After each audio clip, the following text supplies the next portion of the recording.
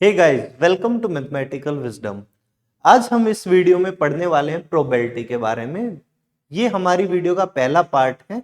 इसके बाद इस सीक्वेंस में बहुत सारी वीडियोस हम डालेंगे। चलिए शुरू करते हैं।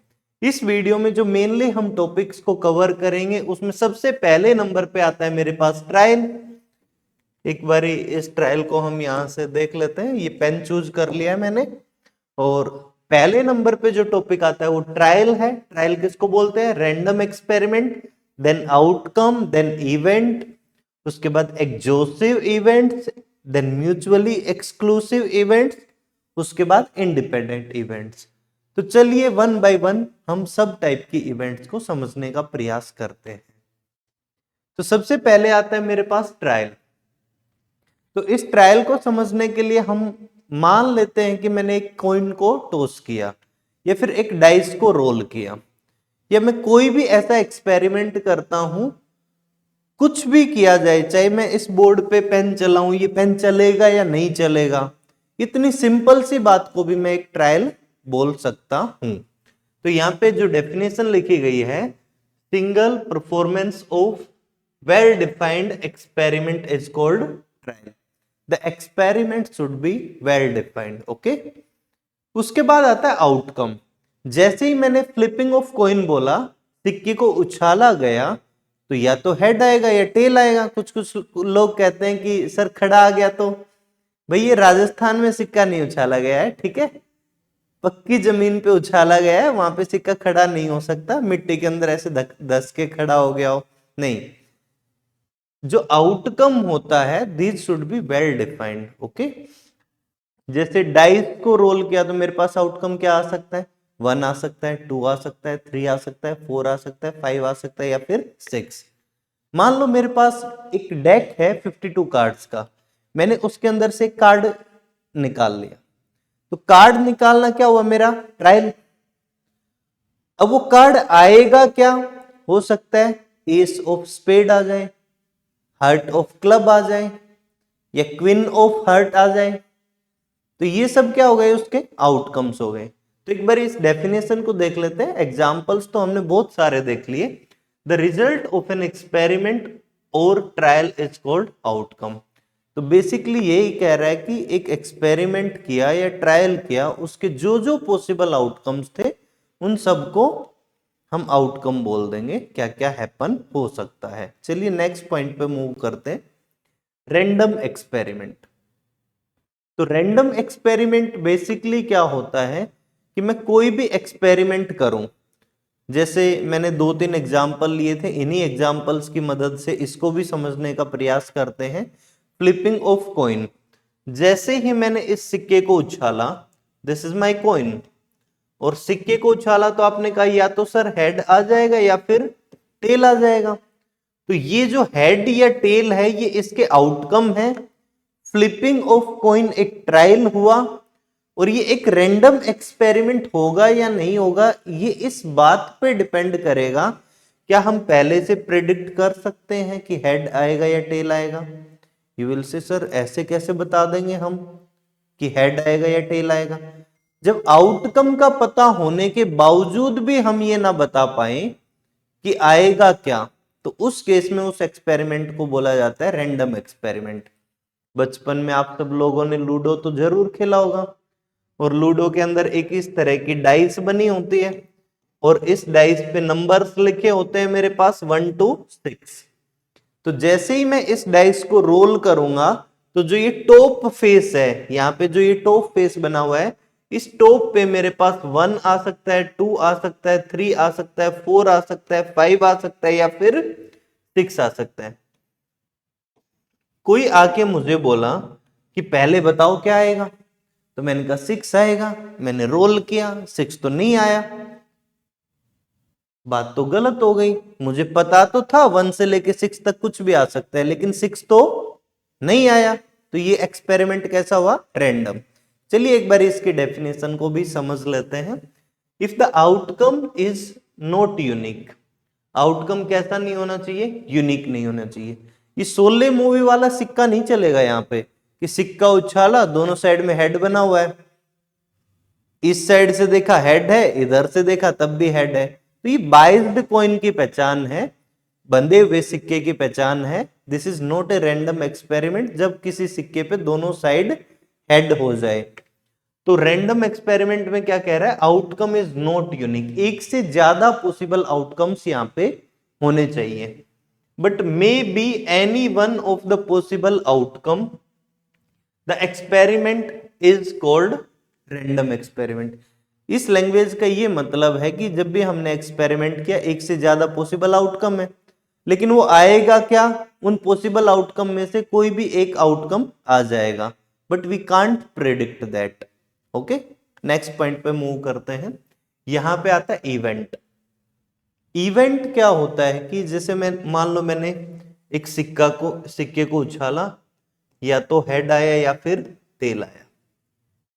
अब मैंने आपसे पूछा कि सिक्का उछाला है भाई, आएगा क्या? आपने कहा सर या तो हेड आएगा या टेल आएगा। यू सेड आइदर हेड और टेल, या तो हेड आ जाएगा या फिर इसमें टेल आ जाएगा। तो मैं कहूंगा ये भी एक इवेंट बन सकती है कि इस इवेंट के अंदर कौन कौन आएगा, हेड भी आ सकता है या फिर टेल भी आ सकता है। ठीक है, आपने कहा हेड आएगा, हमारी इच्छा हुई है कि अब की बार जो सिक्का उछाला गया है इसमें हेड आए, तो इसको मैं ऐसे करली ब्रैकेट के अंदर लिख दूंगा हेड को, तो ये भी एक इवेंट हो गई। तो इवेंट क्या होता है कि कुछ पॉसिबल आउटकम्स का कलेक्शन हो सकता है, और वो पॉसिबल आउटकम एक भी हो सकता है, उससे ज्यादा भी हो सकता है, या फिर ऐसा भी हो सकता है कि एक भी ना हो। जैसे मैंने सिक्का उछाला, हेड या टेल आएगा, लेकिन कोई पागल बच्चा घूम रहा है, बोल रहा है नहीं नहीं वन आएगा वन आएगा। सिक्का मैंने 5 का उछाला है, वन कैसे आ जाएगा?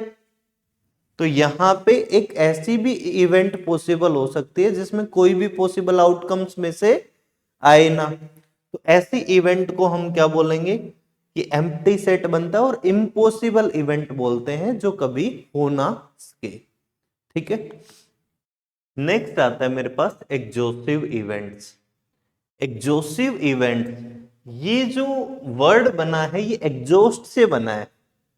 एग्जॉस्ट का मतलब क्या हुआ, दिन भर मान लो आपने कोई मेहनत का काम किया, सुबह से शाम तक, सुबह स्कूल गए, टीचर्स ने आपको थका दिया, घर आए, घर से दौड़ने भेज दिया गया, ये सब काम करके हम क्या हो गए, एग्जॉस्ट हो गए। कई बार बोल देते ना कि यार आज तो बिल्कुल एग्जॉस्ट हो गया, मैं बिल्कुल थक गया, पूरी एनर्जी खत्म हो गई। तो यहां भी एग्जॉस्टिव इवेंट्स को इसी बात के थ्रू हम समझने का प्रयास करते हैं कि ये खत्म किसको करेगा। जैसे मान लो मैंने एक डाइस को रोल किया, किसको रोल किया, इस डाइस को रोल किया, तो यहां पे आउटकम 1 2 3 4 5 या 6 में से कोई भी पॉसिबल एक आउटकम हो सकता था। मैंने कुछ इवेंट्स बनाई, जैसे मान लो एक इवेंट के अंदर सिर्फ 1 आया और मैंने इस इवेंट को नाम दिया E1।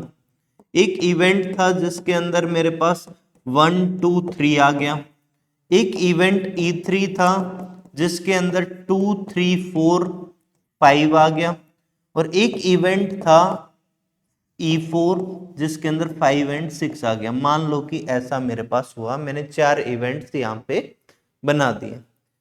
अब किसी ने कहा इन चारों इवेंट्स के अंदर क्या क्या आ गया है, तो मैं कहूंगा इन चारों इवेंट्स में 1 से लेके 6 तक के 6 तक के सारे नंबर आ गए। तो इन सब चीजों को जब मैंने यूनाइट किया, यूनियन किया इन सब का, तो इसने मेरे पूरे के पूरे सैंपल स्पेस को एग्जॉस्ट कर दिया है। पूरा का पूरा सैंपल स्पेस क्या था, 1 2 3 4 5 एंड 6, यही पॉसिबल आउटकम थे। सैंपल स्पेस क्या होता है, it is collection of all possible outcomes. तो वो सारे पॉसिबल आउटकम्स, इन सब को अगर मिला दिया जाए तो कवर हो जाएंगे। मतलब सेट को मैंने एग्जॉस्ट कर दिया, अगर ये एलिमेंट निकाल दो तो सेट में कुछ नहीं बचेगा। तो यहां पे क्या लिखा गया है, इफ यूनियन ऑफ, यूनियन का मतलब है मिला देना, सबको इकट्ठा कर देना, all events is equal to the sample space. अगर सारी इवेंट्स के यूनियन से सैंपल स्पेस कवर हो जाएगा, then we will say these are mutually exclusive events. चलिए नेक्स्ट पॉइंट पे मूव करते हैं, म्यूचुअली एक्सक्लूसिव इवेंट्स। अगर मैं आज वीडियो के अंदर एक अनाउंसमेंट करता हूं कि this prize is exclusively for you, इस बात का क्या मतलब होगा कि ये जो मैं प्राइज दे रहा हूं, जैसे मान लो मैं प्राइज में ये पेन दे रहा हूं, this pen is exclusively for you, क्या मैं इस पेन को किसी और को भी दे सकता हूं क्या? आप कहोगे नहीं नहीं नहीं, एक्सक्लूसिव ऑफर है, सिर्फ मुझे मिलेगा। किसको मिलेगा? सिर्फ मुझे मिलेगा। तो एक्सक्लूसिव का मतलब होता है कि अगर एक को मिला तो बाकी सबको एक्सक्लूड कर दो आप वहां से, राइट। तो अगर कोई सेट ए है मेरे पास, ये सेट बेसिकली क्या है? एक इवेंट है ए, जो कि सबसेट ऑफ सैंपल स्पेस होगा। सैंपल स्पेस का एक छोटा पार्ट होगा, सैंपल स्पेस के कुछ एलिमेंट इकट्ठे कर लेंगे। हम वही एग्जांपल ले लेते हैं डाइस वाला। डाइस का सैंपल स्पेस क्या था अभी तक? 1 2 3 4 5 एंड 6। मैंने ये ए सेट कोई भी लिया, एग्जाम्पल के तौर पे मैंने ए के अंदर इवन नंबर डाल दिए, ओके। तो इस ए ने किन एलिमेंट्स को एक्सक्लूड कर दिया है? कौन से एलिमेंट बाहर निकाल दिए? आप कहोगे सर 1 को बाहर निकाल दिया, और क्या बाहर निकाल दिया भाई? 3 बाहर निकाल दिया and 5। A have excluded 1 3 and 5। So if I will make some another event out of these remaining elements which are excluded by A, जैसे एग्जाम्पल के तौर पे मैंने एक इवेंट B बनाई जिसके अंदर 1 एंड 3 आया, 5 इसमें भी नहीं आया, तो आप कहोगे सर A के पास जो है ना वो B के पास नहीं है। फिर B कहेगा कि मेरे पास जो है वो A के पास भी नहीं है, B के पास जो है वो A के पास नहीं है। तो मतलब A ने B को एक्सक्लूड किया, B ने A को एक्सक्लूड किया। जब दोनों आपस में एक्सक्लूड करने लगेंगे तो आप कहोगे कि A एंड B के पास मैंने पूछा कॉमन क्या है? कॉमन क्या है? आप कहोगे सर कॉमन तो कुछ भी नहीं है। जब कॉमन कुछ भी नहीं है तब हम कहेंगे कि इनका इंटरसेक्शन एम्प्टी सेट आ जाएगा। इनके इंटरसेक्शन में कुछ भी नहीं मिलेगा, दोनों में कॉमन कुछ भी नहीं मिलेगा। तो म्यूचुअली एक्सक्लूसिव कब होता है? जब दो इवेंट या उससे ज्यादा भी हों और उनके इंटरसेक्शन लिया जाए तो उनमें कॉमन कुछ भी ना आए, तब हम कहेंगे म्यूचुअली एक्सक्लूसिव। डेफिनेशन रीड करते हैं। If two or more events do not occur at the same point of time, दो event same point of time पे अकर नहीं करती, then we will say these are mutually exclusive events. चलिए next point को discuss कर लेते हैं। Independent event. सब बच्चों को इंडिपेंडेंस पसंद है, मुझे भी बड़ी पसंद है। इंडिपेंडेंट का मतलब ये होता है कि मेरा डिसीजन मैं खुद लूंगा और कोई दूसरा है उस पर डिपेंड नहीं होना है। If A is independent of B and B is independent of A, अब प्रोबेबिलिटी के अंदर इसको कैसे लिंक करेंगे कि कोई इवेंट होनी है। जैसे एग्जाम्पल के तौर पे हम कुछ भी सोच लें कि एक फुटबॉल का मैच होना है और एक क्रिकेट का मैच होना है, football match and cricket match,